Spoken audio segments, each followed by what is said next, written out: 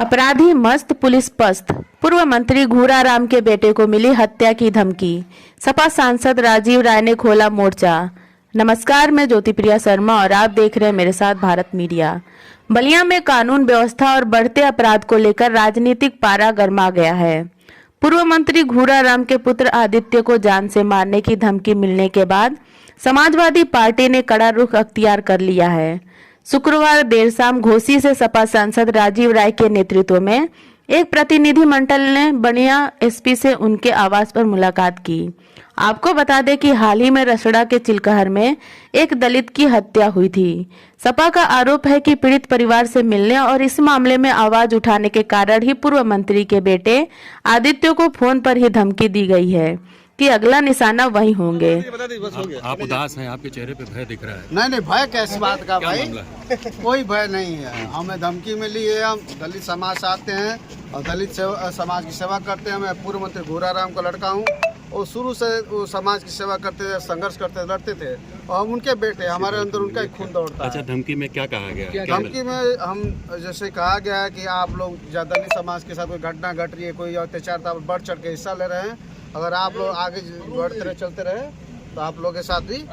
कौन से हत्या था, कहाँ का हत्या था, ये बता दीजिए। भय है आप क्या? कहाँ का हत्या? भय नहीं है। किस हत्या में मदद? एसपी सर ने क्या आश्वासन दिया? संरक्षण जो गलत किए हैं उनके साथ। कौन सा हत्या का? आपको गार्ड वगैरह नहीं दिया गया सुरक्षा को लेकर? हमने मांग की, देखिए सरकार जो भी और व्यवस्था कर मांग किया हमने। किस हत्या का? आप होपलेस दिख रहे हैं, क्या नहीं, कर कोई होपलेस नहीं है भाई। आपके चेहरे पे एकदम बिल्कुल कोई होपलेस नहीं है, कोई होपलेस नहीं है। अच्छा, अपराधी का नाम क्या है? अपराधी का नाम बता दिया जाएगा, अभी कुछ ना।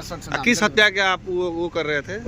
ठीक है, कई घटनाएं घटी है, बताया जाएगा। कार्यालय पर सपा के पूरा प्रतिनिधिमंडल आया है, क्या है मामला सर? ऐसा है कि चिलकार ब्लॉक में खास तौर से तो पूरे जनपद की है और एक हत्या भी हुई थी और तमाम तरह की आपराधिक घटनाएं लगातार हो रही है, खास तौर से दलित वर्ग के ऊपर।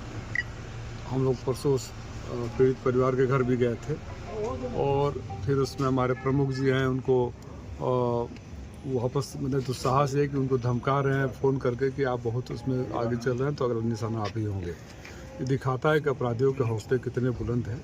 उसी सिलसिले में हम सारे लोग आकर एसपी साहब से बात किए, जो कागजात थे कागजात दिए, सबूत दिए, जिस नंबर से फ़ोन आया था उस नंबर को फ़ोन दिया। एसपी साहब ने आश्वासन दिया है कि कठोरतम से कठोरतम कार्रवाई होगी।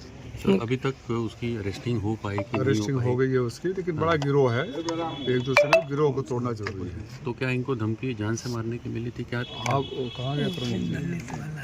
हाँ, क्या आ जाएंगे।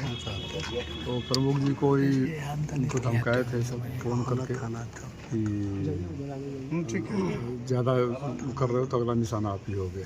तो एसपी सर से आश्वासन? एसपी साहब को नंबर दिया गया, एसपी साहब ने आश्वासन दिया है और पहले भी गिरफ्तारी की है कि हम करेंगे। हमने कहा कि एक दो पर नहीं, गिरोह जो बड़ा है इसको तोड़ना जरूरी है। कौन से थाना क्षेत्र अंतर्गत ये सब? चिलकार और रसड़ा दोनों उससे वो है, उसी इलाके में उससे है। तो पूरे जनपद में माननीय बैरिया विधायक जी भी बता रहे थे कि उनके इलाके में तो आम बातें हो गई है, तो है तो पूरे जनपद में, लेकिन फिलहाल हम लोग उसी घटना के क्रम में हैं। तो लगातार पुलिस अपराधियों पर इनकाउंटर की बात कर रही है, इनकाउंटर भी सामने आ रहा है, तो क्या लग रहा है कि उस इनकाउंटर का भय नहीं है? हम तो घटनाओं का जिक्र कर रहे हैं, भय होता तो इतनी घटनाएं नहीं होती। जब सत्ता का संरक्षण है ऊपर से और राजनीति करने वाले लोग भस्मासुर पाल रहे हों तो क्या भय और क्या उसका कंट्रोल। जो सत्ता में बैठे हैं और आज अपराधियों का संरक्षण दे रहे हैं वो भूल गए कि अपराधी भस्मासुर की तरह होते हैं, एक दिन उनके ऊपर भी ऐसे ही पड़ेंगे।